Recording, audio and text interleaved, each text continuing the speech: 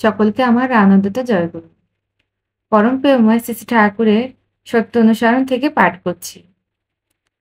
সর্বপ্রথম আমাদের দুর্বলতার বিরুদ্ধে যুদ্ধ করতে হবে। সাহসী হতে হবে, বীর হতে হবে। পাপের জ্বলন্ত প্রতিমূর্তি ওই দুর্বলতা। তারাও যত শীঘ্র পারো ওই রক্ত শোষণকারী অবসাদ উৎপাদক ভ্যাম্পায়ারকে। ভ্যাম্পায়ার এক জাতীয় বাদুড়। ইহারা নির্বিবাদে ঘুমন্ত জীবজন্তুর রক্ত শোষণ করিয়া থাকে। স্মরণ করো তুমি সাহসী, স্মরণ করো তুমি শক্তির তনয়, স্মরণ করো তুমি পরমপিতার সন্তান। আগে সাহসী হও, অকপট হও, তবে জানা যাবে তোমার ধর্মরাজ্যে ঢোকবার অধিকার জন্মেছে।